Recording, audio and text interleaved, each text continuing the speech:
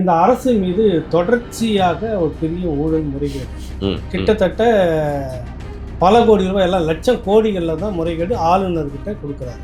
இத்தனை லட்சம் கோடி ஊழல் துறை வாரியாக பட்டியலிட்டு கொடுத்துருக்குறாங்க. ஊழல் முறைகேடு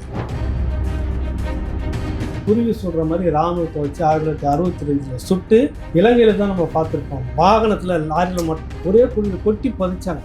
இங்கே நடந்தது இது பேசு பொருள் ஆகலை. இதுக்கான நினைவு சின்னம் இருக்குன்னு இவங்க பாணியில் சுடுகாடு. ஒரு ஒத்த மனுஷனுக்கு மெரினாவில் அத்தனை கோடி கொடுத்து வச்சுக்கிறப்ப நீ இதை தான் பண்ணியிருக்க.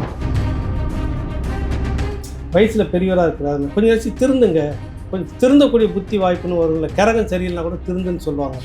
அதுமாதிரி திருந்துங்க. நீங்கள் இந்த அயோத்திதாச பண்டிதரும் ரட்டமலை சீனிவாசனும் திராவிடம் எப்பொழுது கொண்டாடி நூற்றாண்டு கலைஞர் நூற்றாண்டு சுடுகாடு மட்டும்தான் நீ வைக்கல. அது தமிழ்நாடு சுடுகாடாக மாறப்போம். மீதி எங்கே திரும்பினாலும் எங்கே போனாலும் நீங்கள் போயிருக்கீங்க. தேசிய நெடுஞ்சாலையெல்லாம் கோயம்புத்தூருக்கு எங்கேயும் போயிருக்கீங்க. எங்கே பார்த்தாலும் இந்த கலைஞர் நூற்றாண்டு வானத்துக்கும் பூமிக்கும் ஒரு சிலை இவங்க தான் கிழிச்சாங்களா.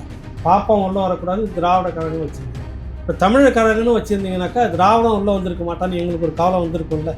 பாதுகாப்புக்கு ஆள் வேணும், அது ஒடுக்கப்பட்ட மக்கள் வந்தால் தான் உங்களுக்கு மீட்க முடியும். திருமாவளவன் குரல் கொடுக்குறாருல எகிரி சீமானுக்கு, ஏன் கொஞ்சமாவது இருக்கணும், அவருக்கு ஏதாவது இருக்கணும். இவன் நமக்கு என்னடா செய்யதான், ஏன் நம்ம இவனுக்காக முட்டு கொடுத்து நிற்கணும். ஆட்சி அதிகாரத்தில் ஆந்திராவில் கொடுத்துருக்குறாங்க துணை முதல்வர் பதவி. 4 வருடங்கள் நிறுத்தி வைத்துவிட்டு திமுக தற்பொழுது ஸ்டிக்கர் ஒட்டிக்கொண்டு மாணவர்களுக்கு கொட்டுகிறது. இது தேர்தலில் தாக்கத்தை ஏற்படுத்துமா? அது நிஜமாவே ஸ்டிக்கர் ஒட்டி தான் தராங்க, நீங்க பார்த்துருப்பீங்க. இவங்களுக்கும் ஒரு பேர் என்ன, அந்த விஜய் சேதுபதி. ஆமா, விஜய் சேதுபதி. அப்புறம் இன்னொரு நடிகர் சூர்யா, மணிகண்டன்.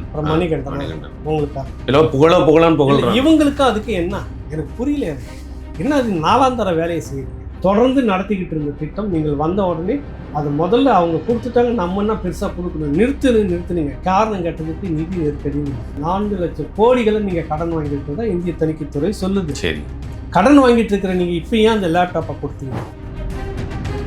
திருப்பரங்குன்றம் தீபம் ஏற்றும் விவகாரத்தில் இஸ்லாமியர்களுக்கும் இந்துக்களுக்கும் இடையே வன்முறையை தூண்டும் விதமாக திமுக அரசு செயல்படுவதாக தெரிகிறது. ஐயா, உங்கள் பார்வை என்ன? கருணாநிதி எப்பொழுதும் என்ன பண்ணாரு, இந்த விஷயத்துக்கு கோர்ட்டுக்கு போங்க. சரி, கோர்ட்டுக்கு போயிட்டாங்க. என்ன பண்ணுவார், சாதகமான சில வேலைகள்லாம் ஜால்ஜாப் பண்ணி கோர்ட் வந்து அந்த பக்கம் ஜெயிக்க ஆரம்பிச்சு. இந்துத்துவா பக்கம், இந்துத்துவா இந்த மண்ணில் வளர்த்துட்டு இருக்கிறதே திமுக தான். அது இந்த இஸ்லாமிய மக்களுக்கு தெரியல.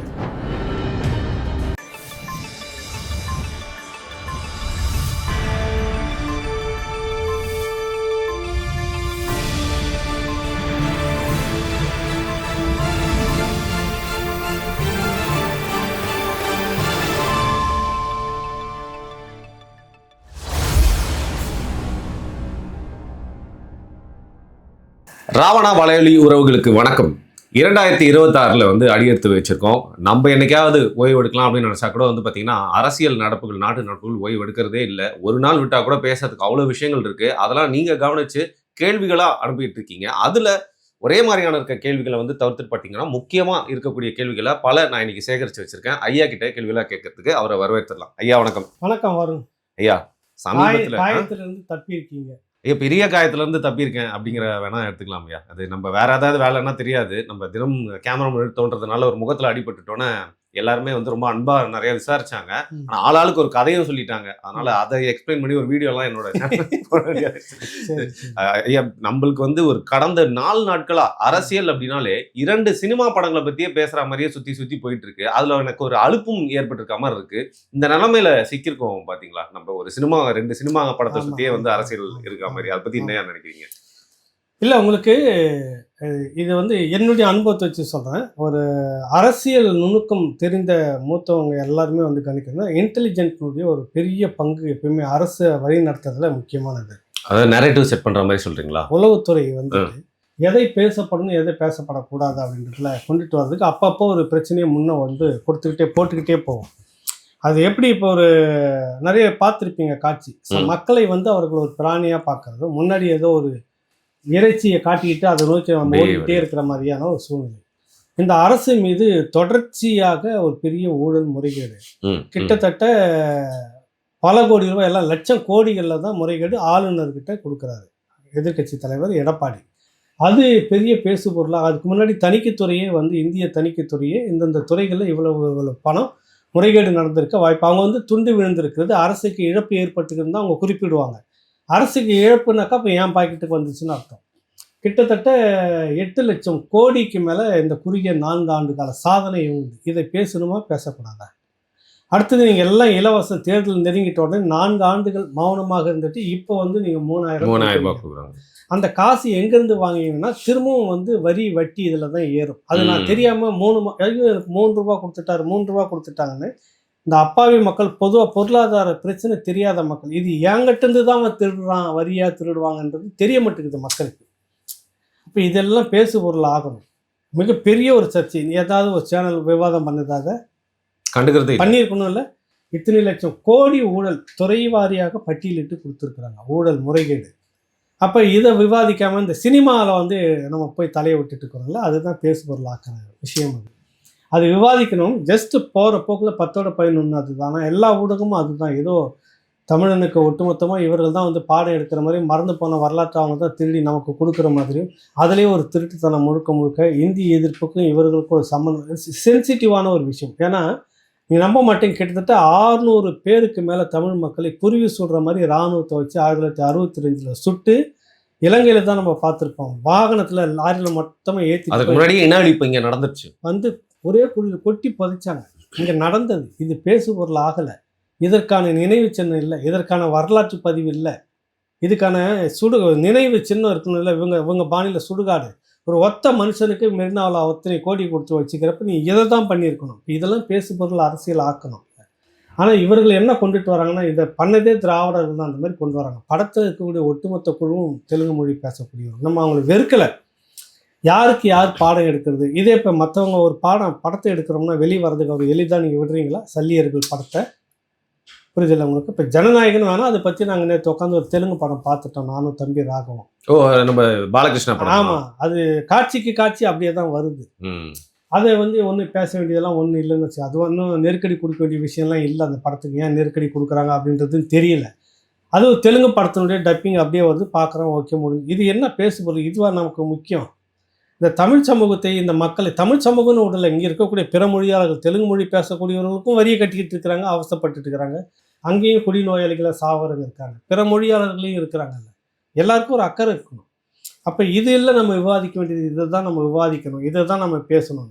அரசு அதை விடுவதில்லை. இதில் இருக்கிற சூட்சுமத்தை நம்ம புரிஞ்சுக்கணும். அதை நான் சொல்கிறேன். மக்கள் வந்து இவன் நமக்கு ஒன்று கொடுக்குறானே ஏன் கொடுக்குறான் அப்படின்றது நீங்கள் யோசிக்கணும். உடனே பிஸ்கெட்டு தூக்கி போடுறான்னா என் வீட்டில் நீ திருட போகிறன்னு அர்த்தம். புரியுதில்லை உங்களுக்கு? புரியுதில்லை? அதுதான். இதை நோக்கி நீங்கள் உணர ஆரம்பிங்க. இலவசம் என்பது என்னைக்கு நீங்கள் தூக்கி வீசுறீங்களோ, சட்டையை பிடிச்சிட்டு கேள்வி கேட்கணும். அவங்க அப்போ மட்டும் பணத்தை போட்ட மாதிரி இந்த ஓசியில் போகிறீங்களான்னு கேட்குறாருல்ல.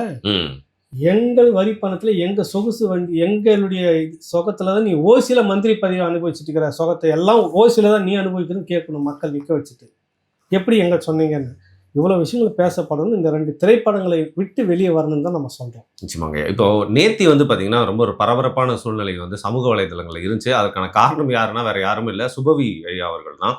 வந்து பார்த்தீங்கன்னா நம்ம அம்பேத்கரை குறித்து வந்து எப்பவுமே தலித் அரசியல்னு பேசிட்டு இருக்கோம். ஆனால் தமிழ் தேசியம் அதிகமாக பேசப்படுறப்போ தான் வந்து பார்த்தீங்கன்னா இரட்டைமலை சீனிவாசன், அயோத்தியாச பண்டிதர் குறித்து அதிகமாக வெளில ஒரு பேசு பொருளாக இருக்குது. அது திராவிடர்களுக்கு குறிப்பாக ஒரு வெறுப்பை ஏற்படுத்துறது மட்டும் இல்லாமல், சமீபத்தில் சுபவி அவர்கள் பயன்படுத்தக்கூடிய வார்த்தைகள், பேசுறது, மேடையில் அவர் வந்து தனியாக எங்கேயா பேசினா கூட பரவாயில்ல, காலையில் பேசினா கூட பரவாயில்ல, மேடையில் அவர் பேசுறதுலாம் நீங்கள் தொடர்ந்து கவனிச்சுட்டு வரீங்கன்னு நினைக்கிறேன். அது முழுக்க ஏற்றுக்கொள்ளும்படியாகவே இல்லை.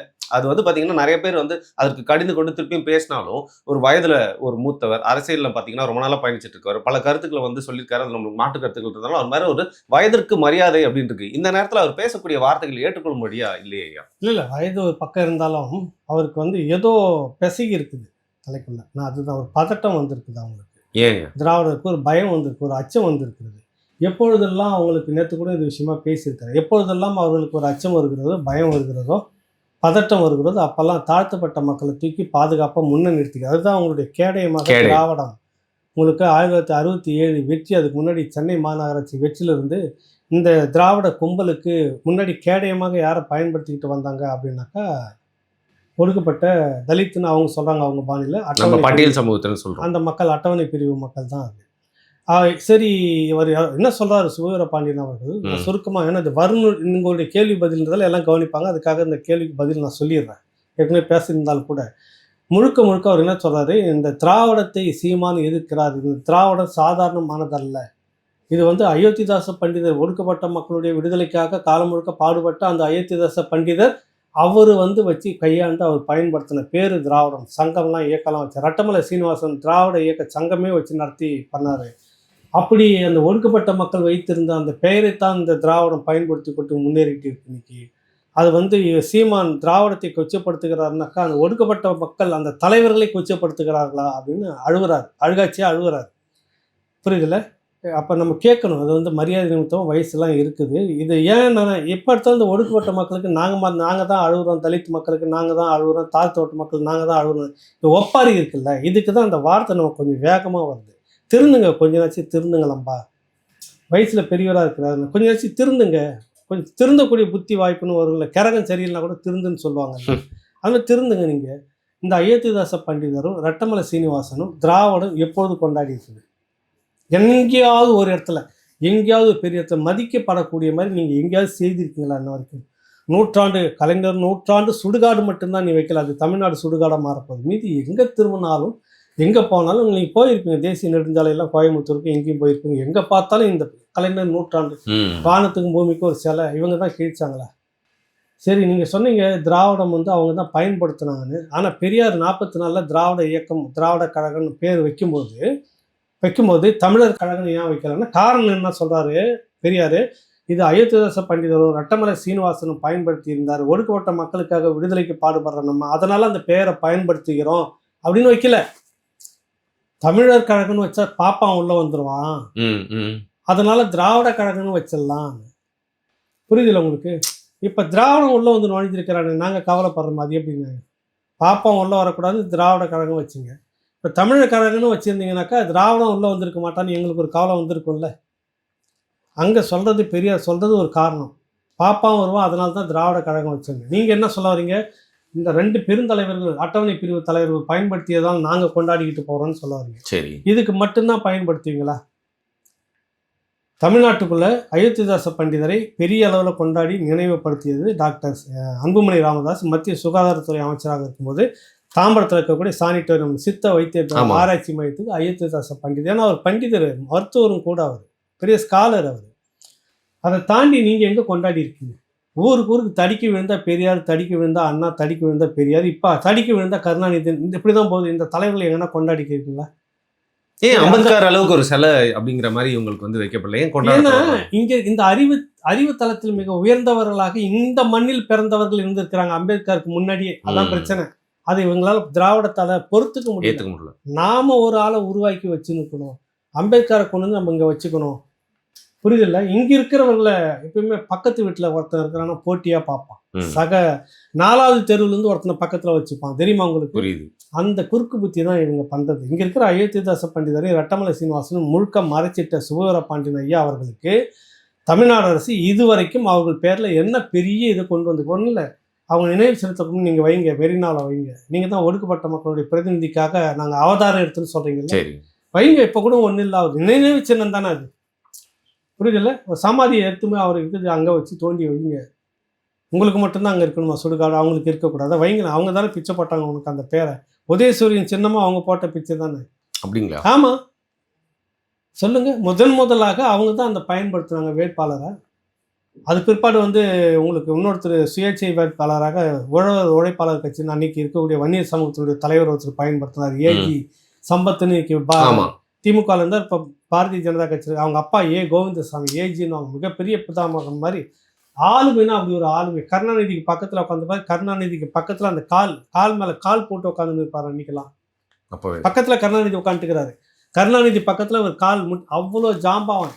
அவர் தான் அந்த பேரை பயன்படுத்தினார். அவர் கூப்பிட்டு கட்சிக்குள்ளே இணைச்சிக்கிட்டு சின்னத்தை நீங்கள் எடுத்துக்கிட்டீங்க. அதுக்கு முன்பாக ஒடுக்கப்பட்ட சமூகத்தில் பிரதிநிதியாக ஒருத்தர் அதை பயன்படுத்தியிருக்கிறாரு. என்ன நீங்கள் பண்ணீங்க? இன்றைக்கி என்னன்னா, இன்றைக்கி வந்து உங்களை அடிக்கிற அடியில் பயப்படுறீங்க. பாதுகாப்புக்கு ஆள் வேணும், அது ஒடுக்கப்பட்ட மக்கள் வந்தால் தான் உங்களை மீட்க முடியும். திருமாவளவன் குரல் கொடுக்குறாருல, எகிரி சீமானுக்கு. ஏன் கொஞ்சமாவது இருக்கணும், அவருக்கு ஏதாவது இருக்கணும். இவன் நமக்கு என்னடா செய்யதான், ஏன் நம்ம இவனுக்காக முட்டு கொடுத்துன்னு இருக்கணும்? ஆட்சி அதிகாரத்தில் ஆந்திராவில் கொடுத்துருக்குறாங்க துணை முதல்வர் பதவியெல்லாம் நிறைய. மற்ற சமூகத்துக்கு, பெரும்பான்மை சமூகத்துக்கு வன்னியர் சமூகத்திலேருந்து ஒன்று கொடுக்கலாம், இங்கே அட்டவணை பிரிவுலேருந்து கொடுக்கலாம், முக்குளத்தோடு ஒன்று கொடுக்கலாம். வைங்க ஒரு 4 முதலமைச்சர் துணை முதலமைச்சர் வைங்க. ஏன்னா கெட்டு போச்சா? அவன் குடும்பமே தான் இருக்கணுமா? இதையெல்லாம் பேசுறதுக்கு யோக்கியது இல்லை ஐயா சுகவீர பாண்டியனுக்கு. இந்த சமூக நீதி கண்காணிப்பம்னு சொல்லிட்டு இந்த ஒன்று அவருக்கு ஒரு பொறுப்பு ஒன்று கொடுத்துருக்காங்க. கண்காணிப்பமா அது இது வரைக்கும் என்ன செய்திருக்குன்னு ஒரு நேர்மையாக வெளியே சொல்லக்கூடிய துணிச்சல் அவருக்கு இல்லை. எங்கெங்கெல்லாம் எந்தெந்த துறைகளில் சமூக நீதி இருக்கிறது அப்படின்னு ஆய்வு பண்ணி சொல்லணும். என்ன இது வரைக்கும் சொன்ன வெளிப்படையாக பேசு, சமூக நீதி இருக்குதா கெட்டு போயிருக்குதான்னு பேசணும் இல்லை, அதெல்லாம் பேச மாட்டார். அவருக்கு நோக்கம் சீமான் ஒடுக்கப்பட்ட மக்களுக்கு எதிராக பேசுறாருன்னு கட்டமைக்கிறது தான். உண்மையிலேயே நாம் தமிழர் கட்சி வந்த பிற்பாடு தான் நீங்கள் பார்த்துருப்பீங்க, அயோத்திதாச பண்டிதர் பிறந்த நாள் நினைவு நாள் பெரிய போஸ்ட் ஓட்டியிருந்தாங்க எல்லாரும். ரெட்டமலை சீனிவாசனும் பார்க்குறாங்க, யாரான்னு விஎம் முனுசாமியும் பார்க்குறாங்க. எல்லா சமூகத்தினுடைய தமிழ் தலைவர்கள்லாம் கொண்டாடிட்டு இருக்கிறது இவங்க தான். நீ மறைச்சு விட்டு இன்னைக்கு உனக்கு அடி வந்தவொடனே ஐயோ அயோத்திதாச பண்டிதன் நியாயம் அது. திராவிடர்களுக்கு எப்பொழுதெல்லாம் சறுக்குறாங்களோ, எப்பெல்லாம் அடி பலமாக விழுதோ அப்போல்லாம் அந்த ஒடுக்கப்பட்ட தலைவர்கள் தூக்கி முன்னே நிறுத்திக்கிறது.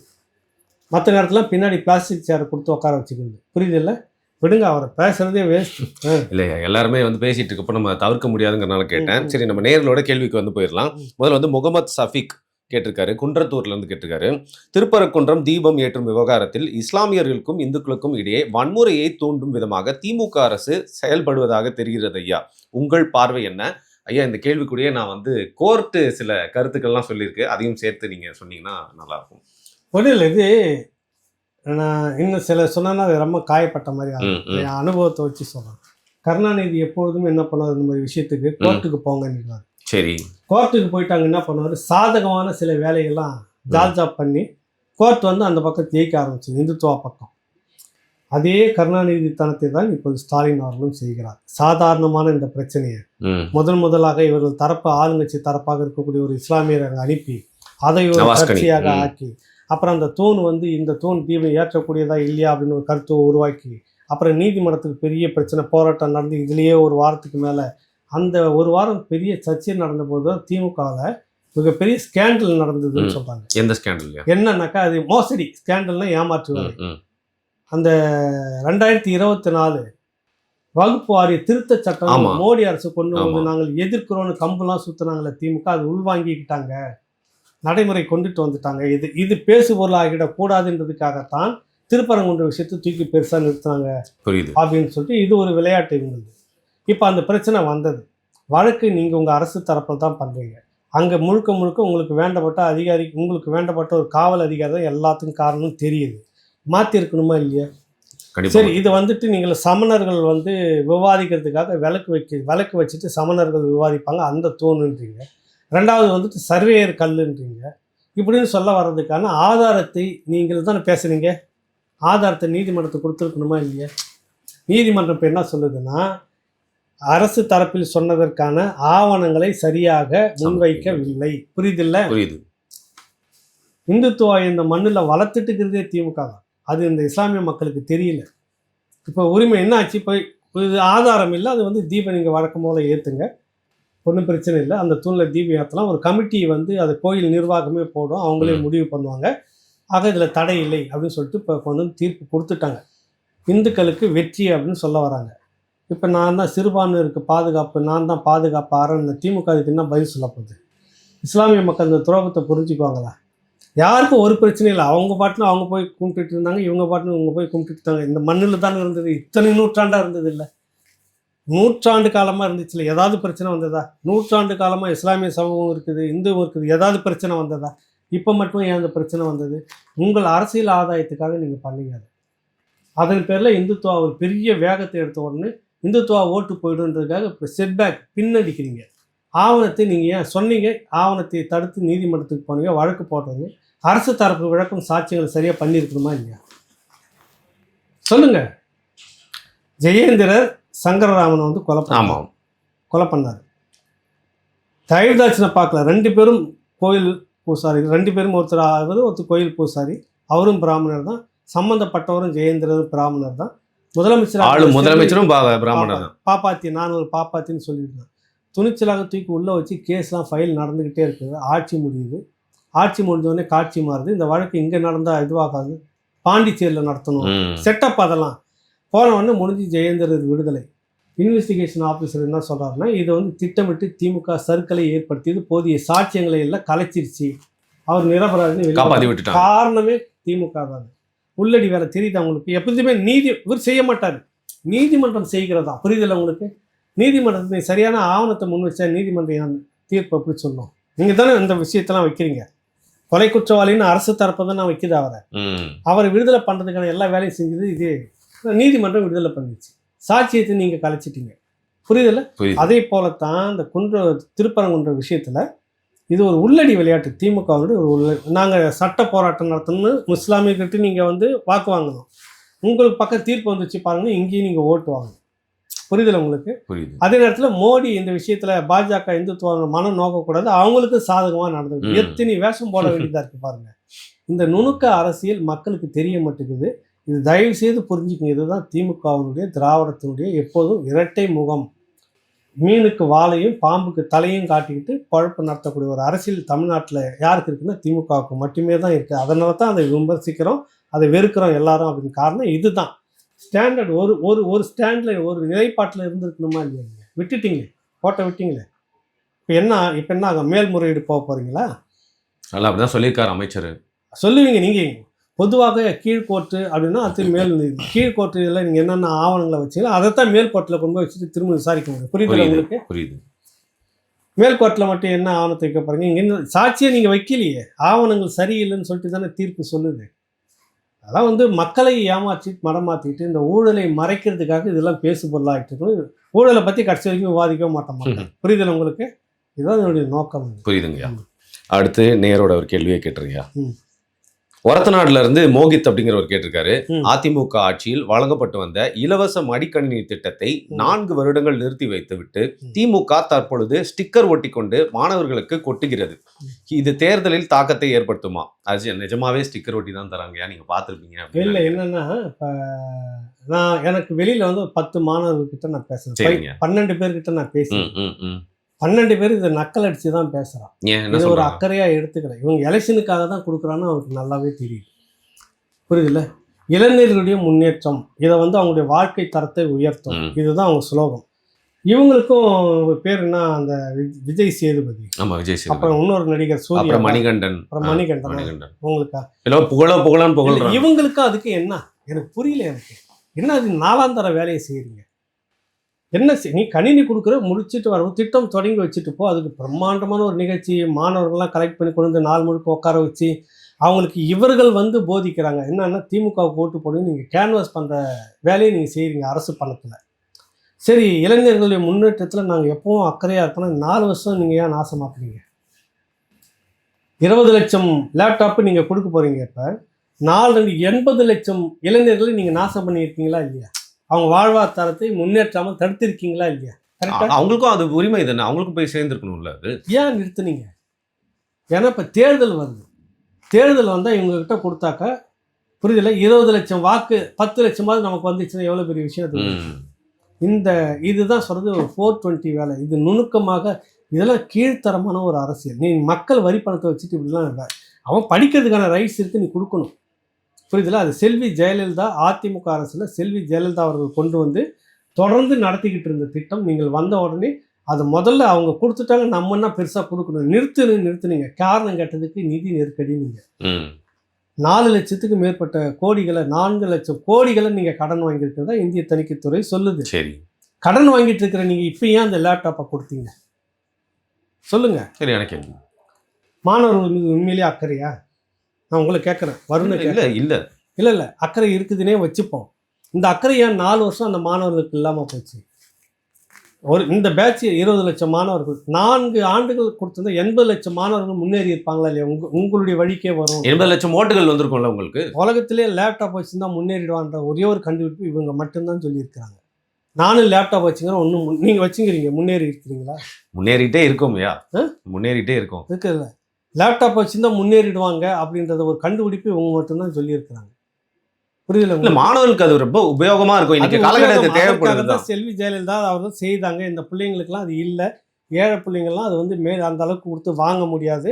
ஒரு நடுத்தர மிடில் மற்றபடி இருக்கவங்களாம் வசதியாக வாங்கிடுவாங்க. ஏழை பிள்ளைங்களுக்கு இன்னைக்கு காலத்துக்கு ஏற்ற மாதிரி வந்துடுச்சு. இது அவசியம் சொல்லிட்டு அவங்க செய்துக்கிட்டு இருந்தாங்க தொடர்ச்சியாக. நீங்கள் ஏன் நிறுத்துனீங்க? நிறுத்துனதுக்கான காரணம் என்ன சொன்னீங்க? உண்மையிலே கொடுத்தா பாராட்ட வேண்டியது, நான் இல்லைன்னு மறுக்கலை, பாராட்டி இருக்கணும். ஆனால் நீங்கள் மகா மோசமான ஒரு அரசியல் இதுக்குள்ளாக செய்யுங்க. நிதி நெருக்கடின்னு சொல்லிட்டு 4 ஆண்டுகள் 80 லட்சம் மாணவர்களுக்கு போய் சேராத மோசடி நீங்கள் தான் செய்வீங்க. இப்போ வந்து என்ன பண்ணுறீங்க, எலெக்ஷன் நெருங்கிட்ட உடனே வந்துட்டு எங்களுக்கு மாணவர்கள் மீது ஒரு அக்கறை வந்து விட்டது, இவர்கள் வளர்ச்சியின் மீது எங்களுக்கு ஒரு அக்கறை வந்து விட்டது, இவர்கள் இப்படி ஆகிடுவார்கள் அப்படி ஆகிடுவார்கள். சினிமா கம்பெனிலாம் கூப்பிட்டு நாடக கம்பெனி கூப்பிட்டு வச்சுட்டு ப்ரொமோட் பண்ணிட்டு இருக்கிறீங்க. நாடக கோஷ்டிங்களை வச்சுட்டு ப்ரொமோட் பண்ணி உங்களுக்குன்னு ஒரு பிராண்டட் அம்பாசிடர் மாதிரி வச்சுக்கிறீங்க. ஒரு கோஷ்டி கூப்பிட்டு உட்கார வச்சு பேசிட்டு இருக்கிறீங்க. சொல்லுங்கள் நீங்கள் என்ன நடக்குது? ஒரு பக்கம் வந்து நாசமாகிக்கிட்டது போதைப் பொருள். அதுக்கு ஒழிக்கிறதுக்கு உங்களுக்கு துப்பு இல்லை. 4 வருஷம் நீங்கள் மாணவர்களை பின்தங்க வச்சுவிட்டு இப்போ வந்து எலெக்ஷன் நேரத்தில் நான் கொடுக்குறேன்றது தானே, இதுதானே அரசியலாக வருது. சரி, இது வந்து அதிமுக கொண்டு வந்த திட்டம். செல்வி ஜெயலலிதா அவர்கள் தொடங்கி வைத்திருந்தார், தொடர்ந்து கொடுத்துக்கிட்டு இருந்தார். எங்களால் முடியல, அன்னைக்கு நிதி இல்லை, இன்னைக்கு நிதி வந்துச்சு அப்படி சொல்லியாவது நீங்கள் கொடுக்குறீங்களா? அதெல்லாம் எதுவுமே சொல்லுங்கள். என்னவோ உங்கள் வீட்டு கஜானாவை திறந்து கஜானா வந்து கொண்டு வந்துட்டு 20 லட்சம் மாணவர்கள் நீங்கள் லேப்டாப், அது என் வீட்டு பணம், எங்களுடைய வரி பணம், எங்கள் பிள்ளைங்க வேலை படிக்கணுன்றதுக்காக ஏன் நான் சம்பாதிக்கிறது டேக்ஸ் கட்டிட்டு இருக்கிறோம். நம்ம மக்கள் வரி பணம். ஒரு சாதாரணமாக கூலி வேலை செய்யக்கூடியவங்களும் ஒரு வேலை போய் சாப்பிட்றப்ப உணவு கடையில் டேக்ஸ் கட்டுறாங்க, பொருள் வாங்கினாங்கன்னா டேக்ஸ் கட்டுறாங்க. இந்த பணத்தில் வந்து ஏதோ நீங்கள் உங்கள் சொந்த பணம் திமுக கொடுத்துன்னு திமுக அறிவாலய சொத்தை திறந்து கொண்டு வந்து கொடுத்துச்சு. கேளுங்க, மக்கள் இதெல்லாம் கேட்கணும், நீங்கள் கேள்வி கேட்கணும். அறிவாலய சொத்து, அறிவாலய வாசல், கஜானா வாசல் திறந்துருக்கிறத எப்பயாவது எங்களுக்கு அது முதல்ல வாயில் போன மாதிரி ஒன்ஸ் போனதுன்னா போடி மூடிக்கும், அவ்வளோதான், எடுக்கவே முடியாது அங்கேருந்து. திமுக எப்போது திமுக கஜானா உங்ககிட்ட எத்தனை ட்ரஸ்ட் இருக்குது, எத்தனை லட்சம் கோடி உங்ககிட்ட இருக்குது. மனசு இறங்கி ஒரு 10 லட்சம் மாணவர்களுக்கு நாங்கள் இந்த ஸ்கீமை தொடங்குறோம், இந்த மக்கள்கிட்டேருந்து எடுத்த பணம் இந்த மக்கள்கிட்டே போகணும். செய்திருக்கீங்களா என்ன வரைக்கும்?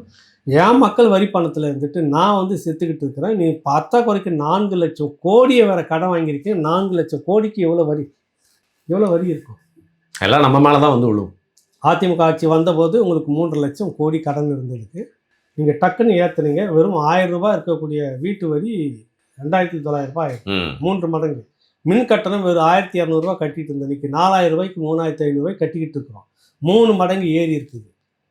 இதெல்லாம் இப்போ அடுத்தது திரும்ப இது செலவு பண்ணிட்டு வந்து செலவு முடிஞ்சு அடுத்து எந்த அரசு வந்தாலும் வரியை ஏற்றும், நம்ம மேலே தான் விடும். புரியல உங்களுக்கு? இது புரிய மாட்டேங்குது மக்களுக்கு. ஏதோ திமுக அறிவாலயம் இந்த பக்கம் வந்துட்டு அப்படியே மனசு தாங்காமல் ஸ்டாலின் அவருடைய கஜானாவை திறந்த மாதிரியும், அந்த பக்கம் ஒரு உதயநிதி அவங்க வீட்டு கஜானாவை திறந்து அந்த பணத்தை கொண்டு வந்த மாதிரியும், நடுவில் ஒருத்தர் உட்காந்துட்டு அன்பில் மகேஷ் அவர் வீட்டு கஜானாவை திறந்து அவர் சொந்த பணத்தை கொண்டு வந்த மாதிரி கொம்மான் அடிச்சிட்டுக்கிறீங்களே. எதுக்குன்ற தப்பான படிச்சுக்கிறாங்க. எதுக்கு இந்த அரசு விழா இத்தனை லட்சம் செலவு பண்ணி இந்த விழா நடத்துறதுக்கு வெக்கைக்கடி எதுக்குன்ற? இது ஒரு பிரச்சனையாக உங்களுக்கு எங்கே போயிட்டுருக்கு நாடு? ஏன் இவ்வளோ ஆடம்பரமான செலவு? அந்த டிடிக்கு எவ்வளோ காசு கொடுத்துருப்பீங்க? 3 லட்சமா?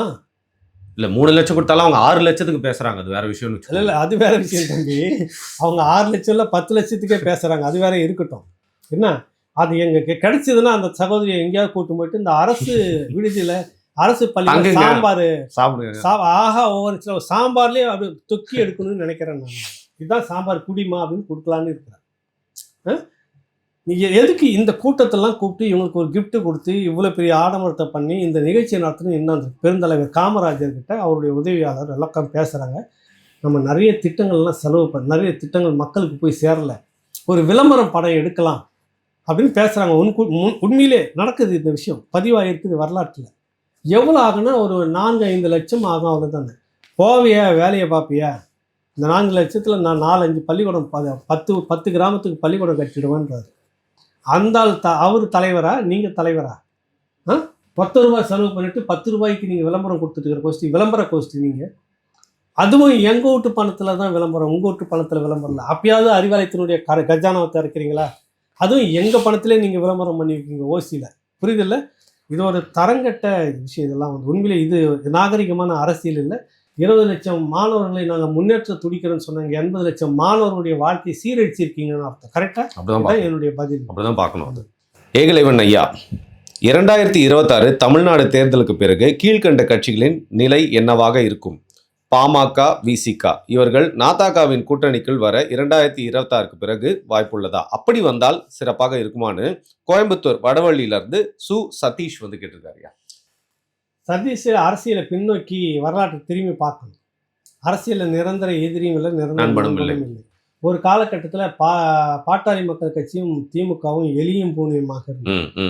அதை விட இன்னொரு காலகட்டத்தில் செல்வி ஜெயலலிதா அவர்களுக்கும் மருத்துவர் ராமதாஸ் அவர்களுக்கும் நேரடி மோதல் ரொம்ப காரஞ்சாரமாக தினமும் அறிக்கை விட்டுப்பாங்க மாற்றி மாற்றி. கடுமையான சண்டை. அப்போ தான் வந்துட்டு அதிமுக அவர் எந்த காலகட்டத்திலையும் சேர மாட்டான் அப்படின்னு சொல்லி விட்டது. இதை வந்து தொடவே கூடாது அப்படின்லாம் பேசிக்கிட்டு இருந்தது. ஒரு காலம் மாறுது, அதே அதிமுக கூட கூட்டணி இருந்தாங்களா இல்லையா? காங்கிரஸை ஒன்றும் இல்லை, இந்த தலைமுறைக்கு தெரியாது. தஞ்சாவூரில் ஜார்ஜ் பெர்னாண்டஸ் அவர்களை கொண்டு வச்சு நடத்துகிறார் ஒரு நிகழ்ச்சி, எமர்ஜென்சிக்கு பீரியடு. அப்போ வந்துட்டு இந்த எமர்ஜென்சியில் எப்படிப்பட்ட கொடுமை நடந்தது. விலங்க போட்டு ஒரு சிங்கத்தை வந்து கட்டி இழுத்துட்டு போன எப்படி அப்படி கொண்டுட்டு போகிறாங்க. ஜார்ஜ் பெர்னாண்டஸ்ன்னு போட்டு பாருங்கள் எமர்ஜென்சி பீரியட். அந்த படம் இன்னைக்கு இருக்கும். விலங்கோட கை விலங்கோட சங்கிலியோடு இருக்கும். அவர் இப்படி சித்திரவதை பண்ணதை கொடுமையாக அவர் இந்த மேடையில் பேசினார். இவர் அதோட டாப்பாக பேசணுன்றதுக்காக இந்த கருணாநிதி இன்னும் செத்து போகாமல் உயிரோடு இருக்கிறான் என் உடன்பிறப்புகளேன்னு அழுகிறார். ஏன் செத்து போகாமல் இருக்கிறான் அதுதான் முக்கியம். உங்கள் அண்ணியை, என்னுடைய மனைவியை இந்த இந்திரா காந்தி போலீஸு அரை நிர்வாணமாக்கி, வேணாம் சொன்னால் நல்லா இருக்காது, பாவாடை சட்டியோடன்னு வச்சுக்கோங்க, படிக்கட்டில் ஏற்றி இறங்க சொல்லியிருந்தாங்க. என்னென்னா மறைவு இடத்துல வந்து வைரம் பதுக்கி வச்சுருக்காங்களா அப்படின்னு கொச்சைப்படுத்தினப்பவே கருணாநிதி செத்து போயிருப்பான். ஏன் உயிரோடு இருக்கிறான்னா இந்த காங்கிரஸை வேரோடும் வேரோடி மண்ணோடும் புதைப்பதற்காகத்தான் உயிரோடு இருக்கிறான்னு சொல்கிறார் தஞ்சாவூர். சேலஞ்ச் அப்படியே மாறுது. நேருவின் மகளே வருக நிலையான ஆட்சிக்காரர் காலில் விழுந்து இன்ன வரைக்கும் எழுந்திரிக்கவே இல்லை. அதனால் இந்த 3 கட்சிகளுக்குள்ளார எதிர்காலத்தில் சேருமா சேரலாம், வாய்ப்பு நிறைய இருக்குது, இல்லைன்னா சொல்ல வரல. இந்த தேர்தலில் இன்னும் சில சதயங்களை எடுத்து முன்னேறிடுச்சுன்னு வச்சுக்கோ. நாம் தமிழர் கட்சி தன்னுடைய வளர்ச்சி நோக்கி ஒரு படி ஒன்று மேலே போயிருக்கிறப்ப எல்லா கட்சியும் திரும்பி பார்ப்பாங்க. இன்னைக்கு விசிகாவுக்கு அந்த அளவுக்கு வாக்கு இல்லை, இவர்களுக்கும் அந்த அளவுக்கு வாக்கு இல்லை. சதவீத அடிப்படையில் நான் சொல்லுவேன் வாக்கு இல்லை. காலம் உங்களை ஒரு இடத்துல அந்த கொண்டு நிறுத்தும் சூழ்நிலை.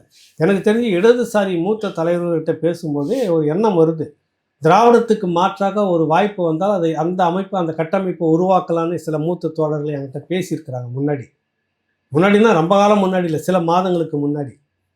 எண்ணம் எல்லாருக்குமே இருக்குது, மாறலாம், நாளைக்கு இந்த பக்கம் வரலாம்.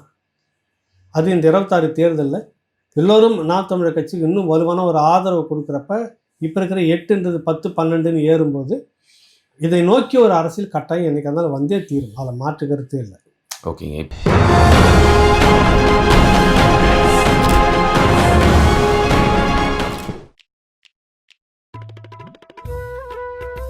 சார் ரெடினா சொல்லுங்க சார், ரோலிங் போயிடலாம். போலாமா சார்? ரெடி. ரோலிங். ரோலிங்.